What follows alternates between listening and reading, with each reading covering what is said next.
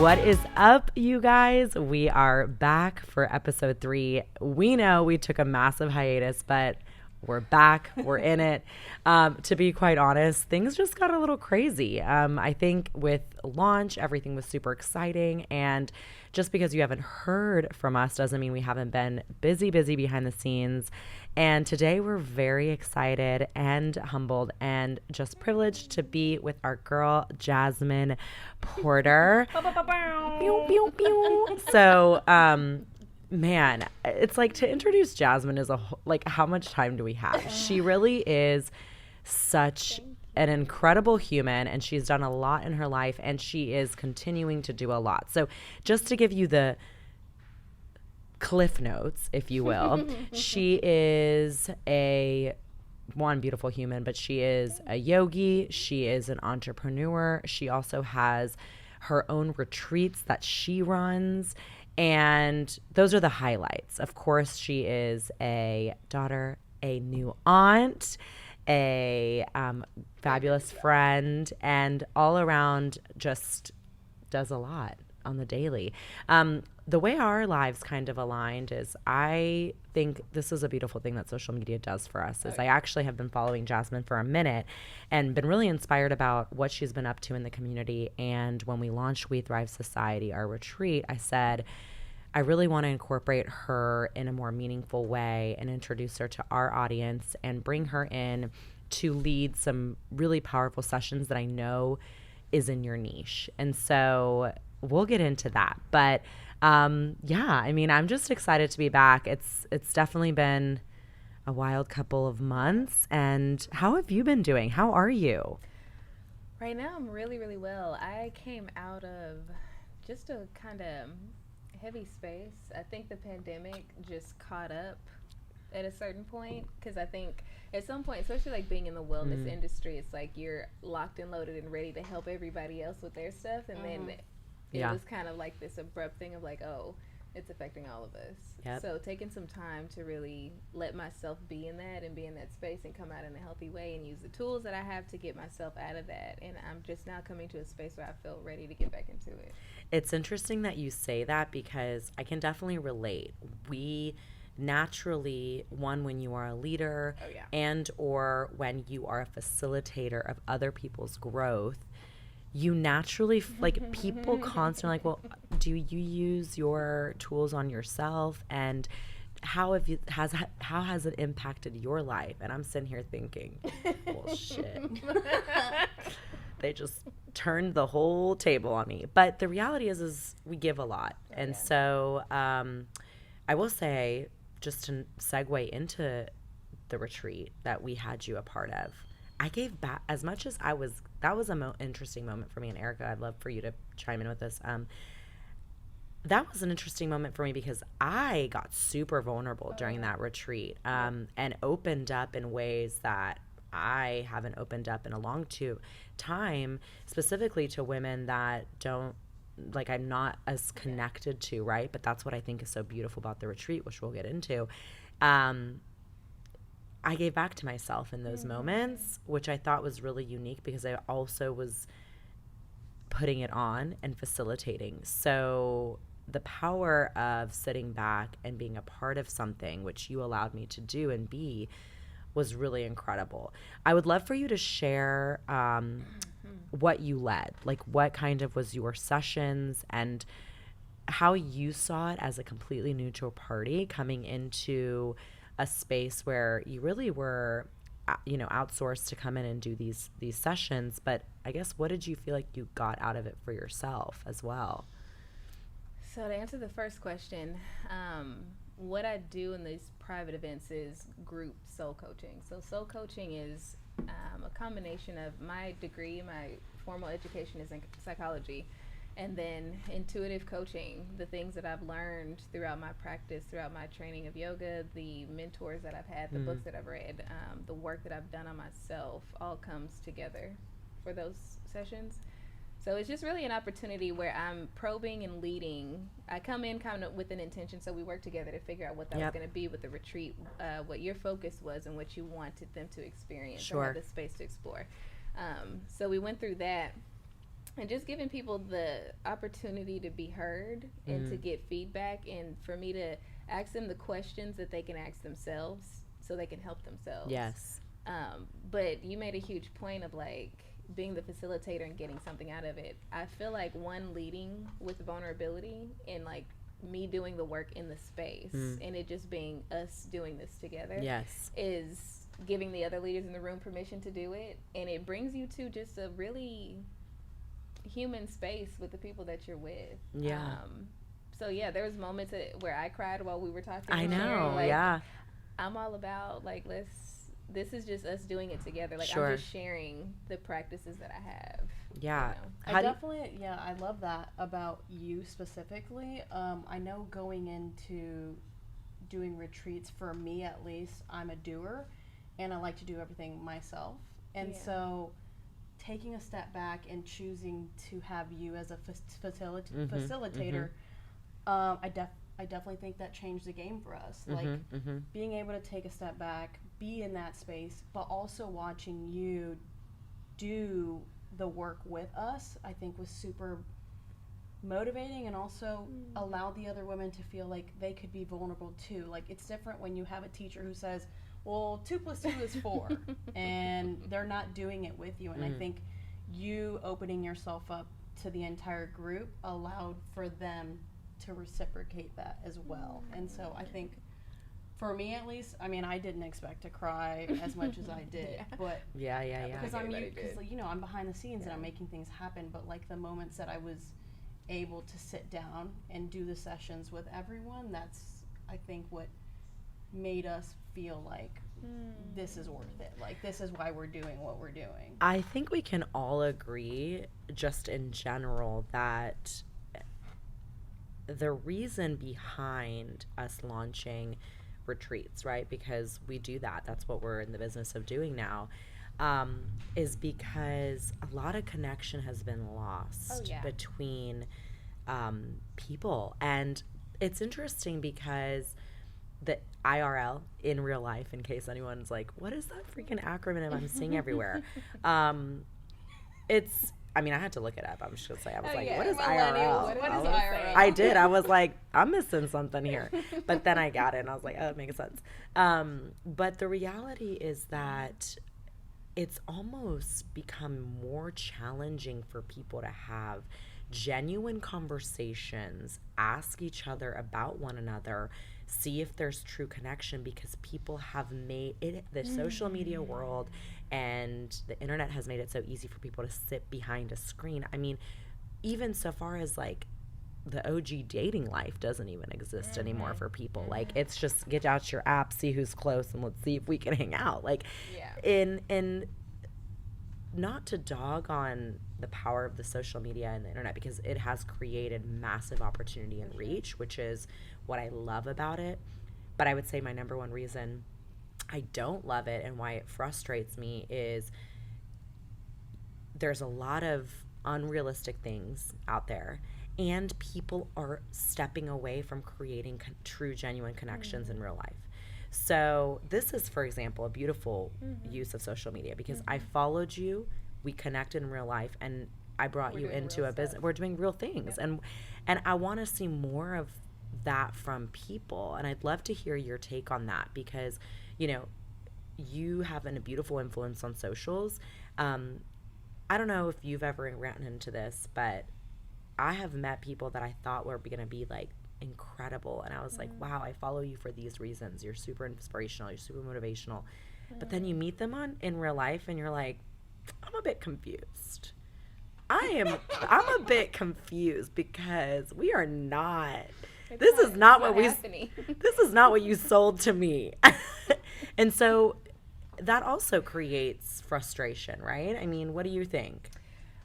That's funny. I think that social media is actually causing the same issue that happens with celebrities, like people having an expectation based on this character that you play in this movie that I really like.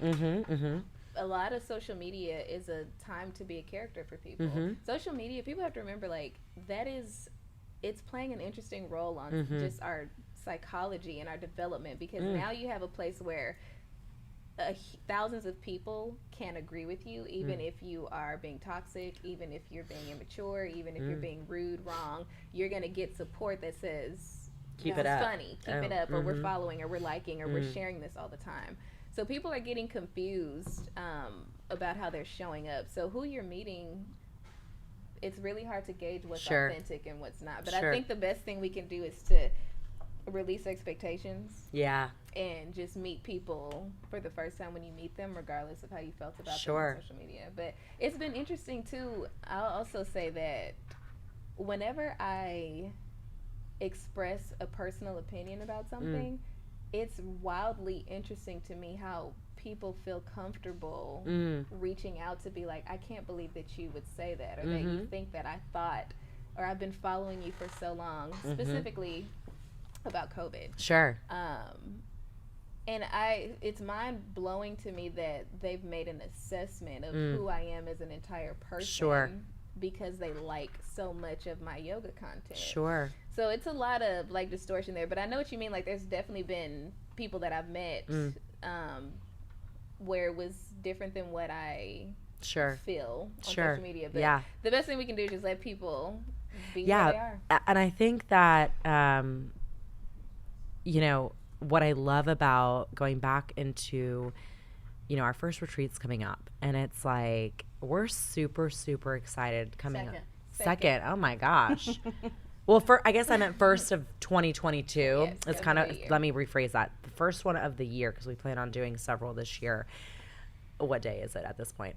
And I'm thinking to myself, you know, we want to level up. Right? We want to bring more to the table, especially because we do have women that are coming that have already been. And I think what I'm most excited, you know, we started putting a theme to it, which really was neat because you kind of were like, let's do some stuff with fire. And I was like, yeah. Don't give too much away. Yeah, don't give too much away. Okay. And we will actually fire is going to be burning, honeys. And I was like, ignite. But I really feel like people are in a place of trying to navigate reigniting their lives. Like literally starting to live their damn life again. Like I'm still trying to navigate it. Sure. I'm like, I don't know how to, and it's like you get up and you start living and then you and then you don't.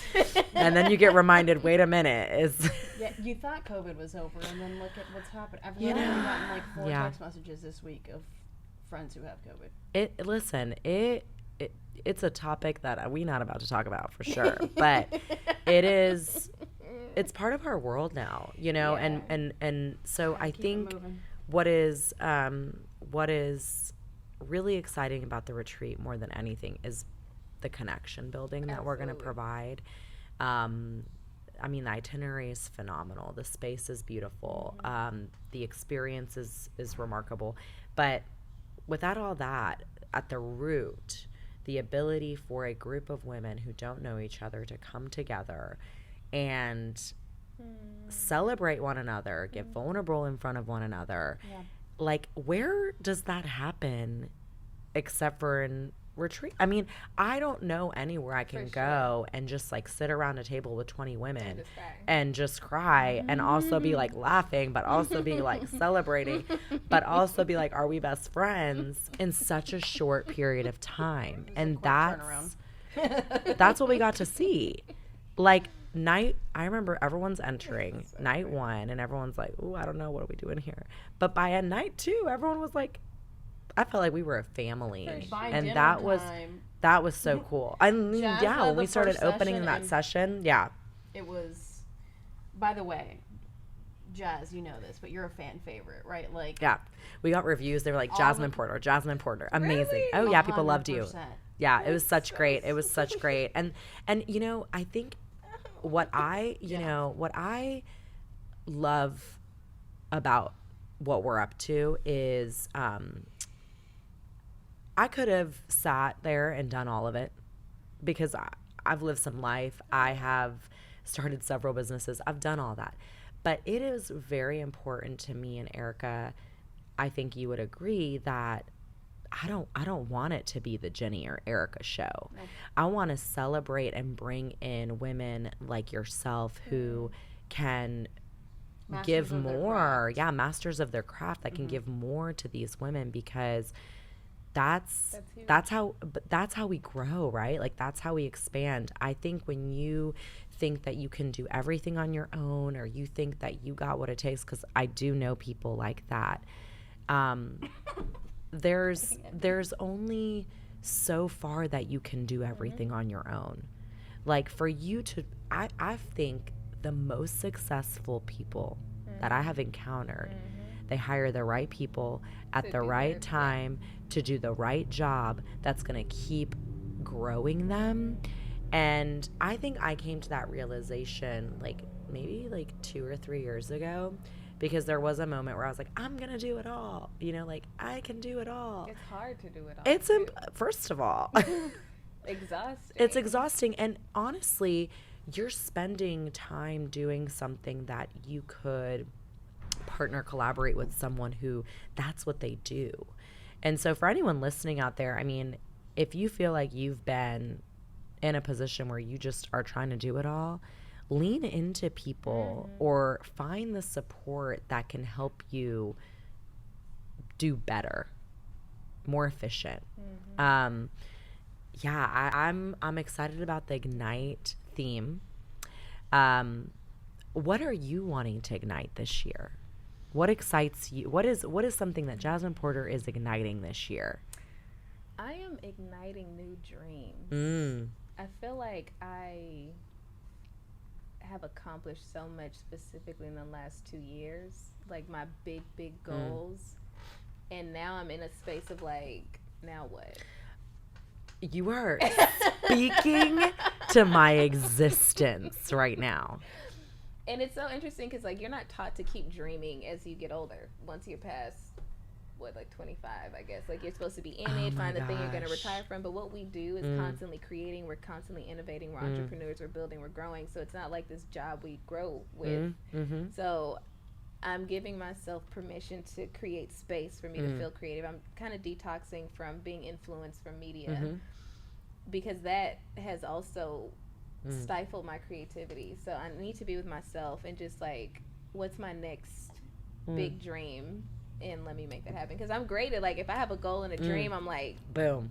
Yes. And I'm on it. And after I did that retreat in Tulum, the police program, this book, I'm just like, okay, I have TED Talk still on my list. Yeah. That's one thing I haven't done yet. But I'm there for that too, girl. I can't wait. Yeah, we got to go do it. Not to interrupt, but I would love for you to just fill in the listeners a little bit about your police program. Like, I think that's it's very neat. Amazing. Thank you. So it's called the Peace Program, Police Enlightenment and Collective Education. So it's a holistic approach to the whole person who happens to be an officer. I think attacking things head on when it's a hot issue is counterproductive sometimes. So I like to do the holistic approach, and then as you grow and change as a person, the way you approach those hot issues or whatever the thing is going to be different because you've changed. So we work with the union, and we are trying to integrate into the actual HPD. So the police officer, the Houston Police Department and the union are two separate entities. The union is for police officers, the department is for the city. So it's a resource available to them. So at the top of the class, there's mindful discussion, which has been such a interesting progression in how much they've opened up. And, you know, in our field, like if people sign up for a retreat, they're ready to do that work. They're familiar. They've been to yoga before. They're whatever. But inserting into their space where they're not accustomed. And they didn't sign up. I'm just kidding. They didn't ask. They didn't ask for you. Yeah. Okay. But them being like, we need something. Sure. We are stressed. Sure. And just looking at like from day one, they would all just like fill up the back rows only and just kind of stare. And it was just very like first day of school, like we don't really know what this is. And then all the way to them being like, we really hope this program continues, and like hanging out for 20 minutes after the class, like pouring out their experience, what this is doing for them, what their day was like, what was difficult. It's just been incredible. But teaching them tools, how to handle things differently, how to cope internally, how to reset, because I don't think people really understand, and I learned more as I get to know them beyond the research that I've done, how, in which I still can't understand, but what it must be like to literally not know what you're going to walk into several times a day throughout a day. Not just one day, but like I get this call and I don't know if I'm going to show up and there's like a dead baby on the scene. And then I have to go to the next thing where there's like a petty shoplifter, and all these different perspectives and changes that you're, and all this cortisol releasing into your body, and not knowing how to even tap in to breathe and calm yourself down. The level of anxiety, the stress, like it's, and I could go on and on about this, but there's just so much that happens with the human brain. With too much stress, where you're literally disabled in certain ways. So, all that to say, watching their physical practice, them dive in, them lock into it, and like the guys coming in and be like, "You really kicked my ass today." Like I didn't expect it to be this tough. Am I allowed to curse? Yeah, girl, you just say whatever you want. So yeah, it's just been amazing. So now we got approved twice for 2 different pilots, which are 2 months at a time. So now we're at board review again for it to continue, and we're also now with the right commanders to talk about it being available on their shifts at the departments. It's amazing. That's amazing. Wow. So many movements. I know. What about you? So I was gonna ask you what you want to ignite. Give me a moment. Okay. I've been talking. You talk. I'm stepping into a new role.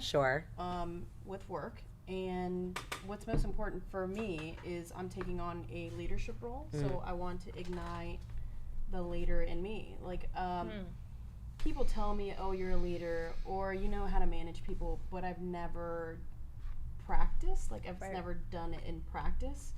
And so for me, it's learning how to step up and give my employees what they need. Like, I don't just want to be a boss. I want to be able to develop them while I develop myself. So I'm igniting being a leader, I guess. I mean, stepping into something that I've never done before, with such high stakes, because, you know, I'm managing 4 orthopedic surgeons with a budget and making sure their business is running well. But also, for me, I want to have employees who want to work for me. You know what I mean? Like, I don't see work as clock in, clock out. Like, I want them to want to improve on their lives and be happy where they are. I love that. For me, it's just kind of navigating that space, how that's going to be. Like, in my head, I've been thinking, what am I going to say on the first day? Like, what's important for me to explain to them? And so, like, I have my little like, I've been writing things out, and I'm like, I don't even know if I'm going to be able to communicate this, but it's just seeing where that takes me. So that's for me this year, taking on a new role, planning my wedding. And no big deal. You are getting married this year, girl. No, this is real. Like, I've like, you can't be hiding it. Yeah, you can't be putting it off anymore. Grad school's done. I have to start planning my wedding. And then, just like, I'm already thinking in this new role, there's such a increased level of responsibility that I found myself saying, well, I'm not going to be able to take any PTO. Like, it's not. Don't lead with that, girl. I know, but in my head, I'm like, I have all these things. Like, I have a bachelorette party. I have 2 weddings that I'm planning, and all this stuff. And I already feel bad for something that hasn't even happened yet. And I'm like, I'm going to have to tell my boss I'm going to be out, like, this day. And I'm trying to get myself out of that space and just navigate it when it happens. But there's a lot of work to be done this year, for sure, on myself. It's interesting that you said that you're like, what is my next big thing? Like, what am I up to? Because when you asked me, like, what am I trying to ignite in 2022, I really think that for me, it is stepping into a new challenge and stepping out of my comfort. And to reiterate that a bit, it's not to toot my own horn. I don't think we mean to do that when we say these kind of things, which I'm about to say. It's also okay to toot. Listen, okay, I'm going to toot. Beep, beep. So by 32, I've done what most people take a lifetime. And that, I feel stuck because I don't know, what else can I do? At 24, I negotiated my first brick and mortar lease. My friends were still in the streets living their best life. I was literally signing away my 401k to open at my first location for my studio. And then I opened 2 studios. I got married. I had a baby. I started my own consulting firm. I mean, I've done so many meaningful, impactful things that I have recognized. I've always been the mentor and the leader, and I'm actually seeking leadership to be led and to be challenged. I cannot find a single mentor. I mean, I'm like, Sarah Blakely, where are you at? Who is the founder and CEO of Spanx, who just sold to Blackstone. Like, those are the kind of people I feel like could level me up. But I'm like, how much you gonna pay for her? Well, it's not even that. It's just like, for me to figure out what my next challenge is, what is going to bring me not just joy, but I'm trying to secure the bag. Like, really, I mean, self-made millionaire isn't out of reach for me. And like, that is my next big goal. Like, I have no shame in that, because I have put in the hours, the time, the lack of social life, I've put in all the sacrifices at a young age so that I could figure out how I could be set up for life. Right. But now, I think for me, it's finding my new challenge, which I really feel like We Thrive Society has so many, 100%, so much growth opportunity, because I think where I'm at now is like, I've done the local thing. We've made the local impact. I've started the local business. I want to figure out how the audience grows nationally, internationally. And so that's my next venture, and getting uncomfortable. And I don't know, I'm my happiest when I feel challenged and I'm working towards something, but I also want to work towards something unexpected. So, yeah, that's where I'm at. Feel you. It's also interesting too, because I'm like, I want to find a balance where I'm also being content and not missing this moment of all that I am doing and have done. But it's like, how can I be both? How can I be like, oh my God, this is amazing, I feel great right here, and like going over here at the same time? Do you know, November and December, specifically December, and with the new year coming, every year to the month, I have these like I get stressed because I'm like planning for 2022 and I want to crush this and I want to nail this, and I'm like, I didn't even celebrate 2021. Like, I haven't even taken a moment to be like, look at what the fuck you did this year, girl. Like, wait a minute. Yeah. But so I can agree with you on that. It's like that balance of like, you're killing it now, you're present, you're nurturing where you are, but also not letting your future you not get to where she can get to. For sure. I think this next retreat, the Ignite conversation, beyond what we just did, I'm already getting excited because I can't wait to hear what everybody else says. And sometimes we don't even think about it till we're asked. And I know you asked the difficult questions because She does you to you. Yeah, she does. You really do. You do me what I do to others. And that's why I think it's so incredible having you, because I want to be a part of that growth. And I mean, our next retreat is January 16th, 17th, 18th. At the Round Top at the Frenchie in Round Top. Why don't you give us some more details, Erika? The Frenchie at Round Top, which is the exact same location we had last time. They were wonderful. The ladies loved. We got the 5 space. spots. We have 5 spots left. Yep. And we're wanting to give y'all a little incentive. Yeah. For the holidays. So check our Instagram for that. We have a loaded agenda, but also we took some of y'all's feedback, which was, we had a lot to do in 2.5 short days, and we wanted to squeeze the juice out of the lemon, but we also want for you to be able to sit in your space and sit in your thoughts. And so we're adding a little bit more free time where you're able to make connections without, let's say, being led in a conversation, or just taking time for yourself. And just sitting in your space. I want to add, I'd love to hear both of y'all's as a closeout. Why do you think, as women specifically, because our audience is primarily women, it is women, why do you think that women struggle investing back into themselves? Because I'm telling people, and let me just be frank, this retreat is $1,800. And when people hear that, they're like, oh my God. And I get it. It's expensive. But I'm thinking to myself, when's the last time you did something for yourself? When's the last time you put yourself, that mattered? When's the last time you've put yourself in a situation where you walk out truly transformed with growth within yourself, but also with a complete new perspective for other women around you? When have you had 3 days given to you from start to finish, luxury,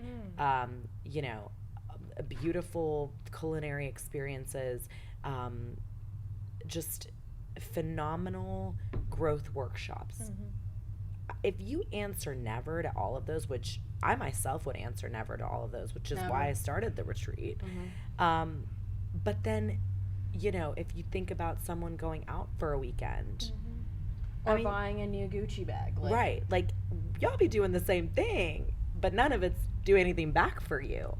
And so, why do we think that we naturally, when it comes to spending money, maybe, okay, let's just put it out there, investing in materialistic things for some reason is easier than intangible but experiences? I know. Can I answer? Yeah. It's instant gratification. When you hit the blah on the Gucci website and you get that new bag, you get to touch it, you get to feel it. Right. But when you're investing yourself for a retreat, like, or putting yourself out there. Yeah, or putting yourself out there, like, that takes time. That takes thought and vulnerability and things. I can let go of money faster than I can let go of how I feel, my past traumas, what's stopping me, my barriers. As soon as someone's like, it's true. I'm saying. Absolutely. I think our society trains us to be superficial, and people truly don't even see the value of something that's not tangible. Like, we talk in the yoga community, like how people want free yoga, but you would never go and ask for a free drink at the bar. No. Why?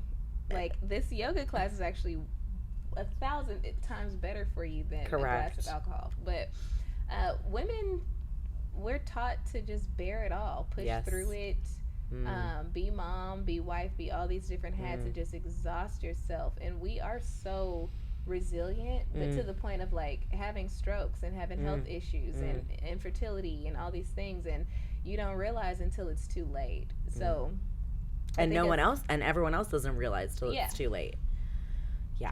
I couldn't agree with you guys both more. I mean, I think that another thing I want to ignite is finding moments to invest in myself, because only got one life to live, baby. You really do. You only have one life to live. So I think that honestly it's a beautiful stopping place, because I think it's a nice way for us to challenge our audience to think about, if you aren't coming to the retreat, I want you to think about, what are you going to ignite in 2022, more specifically, maybe first quarter, and igniting doesn't have to be something big and glamorous. Like, it can be as simple as, once a week I'm going to go to rest. Once a week I'm going to take time to go on a walk. Like, it can be simple but powerful. Because people think, maybe when you think about fire and igniting, it has to be something massive and hardcore. Like, it really doesn't. In fact, those small little flames, they make the big flame roar, you know? That was cute. I always come out with a good little tagline. Yeah, that was cute. I knew that was coming. One tagline. I don't remember, but I'm going to play it back and I'm going to remember. Jasmine, thank you so much for joining us. We really look forward to having you in a couple weeks, really, like 4 weeks, which is crazy. We've light it up. I can't wait. Yeah, it's gonna be beautiful. Thank you guys for having me. Yes, I'm excited. What else you got? Jasmine's on Yeah. Instagram. Yep. At Jazz Porter. Is that right? No. Yogi At Jazz Yogi Porter. Jazz At Porter. Yogi Jazz Porter. Yeah. All right. On all platforms. Yes, on all platforms. You can find her everywhere. Guys, if you want to join us for this retreat, if you want to join the society, we've got some exciting things coming your way. We're going to be launching some really exciting things. But shoot us an email, shoot us a DM. We're always available to you guys. We want to start the conversations. We want the conversations to be real, authentic, genuine. We got a little ahead of ourselves with the podcast, but our promise to you guys, Erika, let me promise for 2020, we are definitely doing a once a month podcast. Yes. That's good. Once a month. Now that we have the setup, we got this going, we can figure it out. Once a month, 100%, and then who knows where we'll spice in more. But thank you so much, Jasmine. Jazz. Thank you, guys. Yeah. She's just as lovely in person as She is, y'all. online. She is. All right. We will see you guys next time. Thanks so much. And tune in for the next one. See ya. Bye. Bye.